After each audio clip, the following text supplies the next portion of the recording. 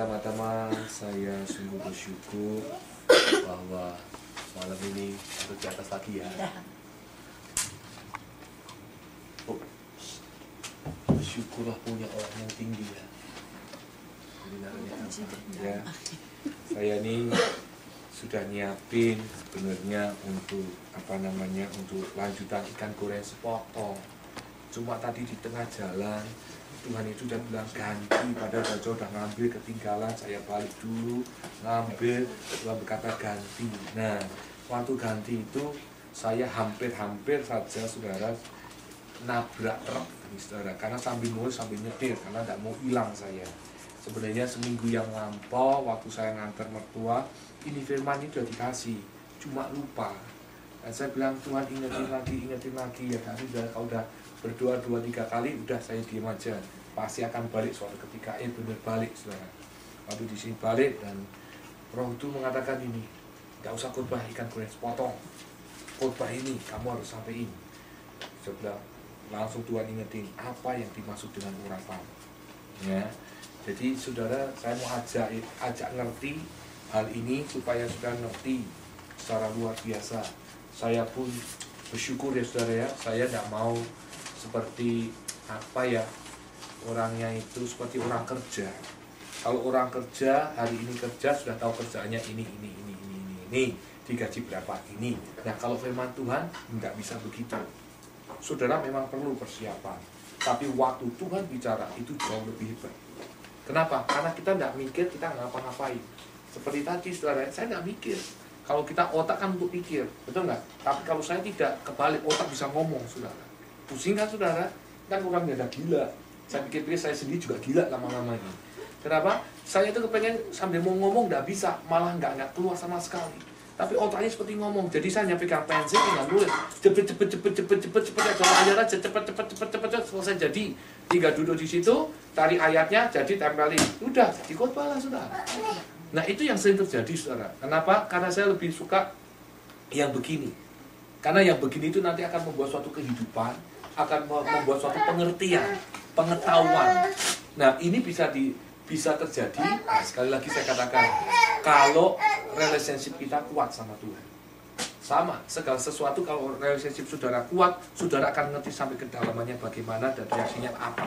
Ya. Nah malam ini saya mau ngajak saudara ngerti dulu di 1 Yohanes 2 ayat 20. Ya. 1 Yohanes 2 ya. Jadi makanya inilah faedahnya kalau sering-sering baca Alkitab saudara ya. Jadi cepat, nggak cari-cari kemana ya. Saya pun paksa diri saya terus setiap saat, setiap jam untuk baca supaya suatu ketika nanti dibutuhkan dia akan memberkati kita. Nah, ayat 20. Tetapi kamu telah beroleh apa? Pengurapan yang saya tanya nih, saya ulang sekali lagi ya. Tetapi kamu telah beroleh apa? Pengurapan dari yang apa sih maksudnya? Saya ulang sekali lagi. Tetapi kamunya coba diganti. Kamu tuh siapa sih sebenarnya? Kamu tuh siapa? Kita. Kita itu siapa? Saya. Saya itu siapa? Nah, Sandy. Nah, kembali minggu dia. Saya itu Sandy. Jadi dikatakan apa? Tetapi Sandy telah memperoleh apa? Pengurapan dari siapa? Kata-kata dari yang kudus. Dan dengan demikian kamu semua mengetahui. Jadi kalau urapan dari yang kudus membuat segala sesuatu apa? Terbuka Pak. Yang tidak ngerti jadi ngerti. Nah, saya mau beritahu saudara ya pada malam hari ini, apa yang disebut urapan itu sebenarnya. Kan banyak orang berkata, wih urapan bener ini khotbahnya. Kan gitu saudara ya, wih pendeta ini urapan bener. Apa yang dimaksud urapan itu? Gue bingung saudara ya. Apa? Kita kadang bisa ngomong, tapi sulit untuk ngertiin gitu. Dengar ya, urapan itu adalah hadirat Allah yang turun kepada saudara sama saya untuk mengubah keadaan yang sulit menjadi mudah. Itu disebut urapan. Saya ulang. Urapan adalah hadiratnya Allah yang turun kepada saudara sama saya untuk mengubah keadaan yang sulit, bagaimanapun sulitnya, menjadi mudah. Itu disebut urapan. Saya kasih contoh gini. Saudara tahu Musa kan? Musa bilang apa sama Tuhan waktu ketemu di semak itu? Tuhan, aku ini tidak pandai bicara. Aku itu tidak bisa apa-apa. Harun aja yang bisa bicara. Betul nggak?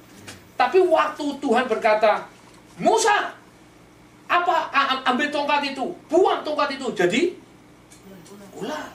Masukkan tanganmu pada bajumu, jadi kusta. Masukkan lagi, jadi sembuh. Saya beritahu buat saudara, sama sekarang, mungkin kita berkata, aku tidak bisa nyanyi, jangan. Tapi aku bisa gosip. Aku tidak bisa bersaksi, tapi aku cerewet. Betul ya? Oh, saya berkata pada saudara, seringkali kita ini berkata bahwa aku tidak bisa ini, tidak bisa itu, tidak bisa ini. Kenapa kita tidak bisa? Dengar saudara, saya ini dulu orang yang gagap, saudara. Kalau saudara perhatikan dengan baik-baik, ngomongnya saya pasti kadang masih begitu. Tapi kenapa saya sekarang bisa lancar? Kedua, saya ini sebenarnya tidak pandai bicara, saudara. Kenapa? Saya ini sebenarnya dulu, kalau mau berteman, saya milih. Menurut saya tidak sederajat sama saya tidak mau. Kenapa? Karena saya dulu merasa sombong, karena saya seorang pemain bulu tangkis. Wah, saya bergelimpangan dengan harta, nama, populer, dan lain sebagainya. Nah, waktu saya ngomong pun, saya harus hati-hati. Tapi buat saya untuk ngomong lancar, tidak bisa. Pasti ada 2 kali atau 3 kali. Tak. Seperti orang bilang, latah. Betul nggak? Nah, saya dulu gagal seperti itu. Dengar saudara, kenapa saya bisa terjadi seperti ini? Tadi saya katakan, urapan itu adalah hadirat Allah yang turun kepada saudara sama saya, mengubah keadaan yang sulit menjadi mudah. Itu disebut Nah, Musa kan bilang tidak bisa tapi waktu urapannya Tuhan turun, dia langsung bisa bicara. Nah, itu disebut apa? Urapan. Jadi kalau saudara tidak bisa khotbah, kalau urapan Tuhan turun, akan bisa jadi khotbah. Khotbah itu maaf ya, bukan karena pandai kita sekolah, enggak. Kalau kamu mau hebat, nggak usah sekolah, jadi protokol seperti Larry King itu, wah kok bisa khotbah dengan bagus, Pak. Tapi urapan tidak ada. Kenapa? Karena urapan itu, baca lagi Yohanes 1 ayat 20, tetapi kamu telah beroleh pengurapan dari. Segala sesuatunya itu kamu hanya belajar, tapi tentang urapan itu hanya dari Tuhan. Nah, itu yang harus dicari. Makanya kadang ada orang khotbah nyampein, yang satu juga nyampein, kok rasanya lain ya? Itu bedanya urapan di situ. Kenapa? Karena itu datangnya dari Tuhan.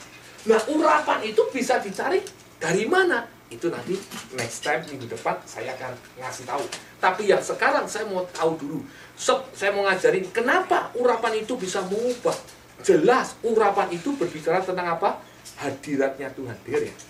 Hadiratnya Tuhan sama kuasanya Tuhan dengan mujizatnya Tuhan itu beda, Pak. Saya ulang ini. Hadirat Tuhan, mujizatnya Tuhan sama kuasanya Tuhan itu beda. Dari mana saya tahunya beda? Dengar nih ya. Kalau hadiratnya Tuhan bicara apa? Urapan yang mengubah.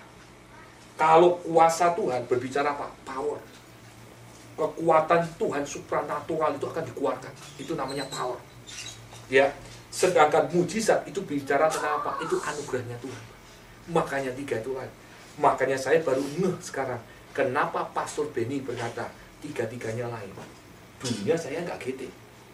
Wah, mujizat, kekuatan Tuhan, hadirat Tuhan, kok dibilang lain? Nggak gede saya. Tapi hari ini saya gede sekarang. Kenapa? Beda. Kalau urapan Tuhan tadi saya bicara apa? Mengubah. Contohnya, anakmu bodoh. Sekolah itu nggak bisa dapat B, paling mentok D. Tapi waktu kau doain, urapan Tuhan turun, diubah semuanya. Langsung jadi E. Mungkin gurunya aja kalah pintar jadi E+. Udah kalah gurunya. Makanya urapan itu sisinya mengubah.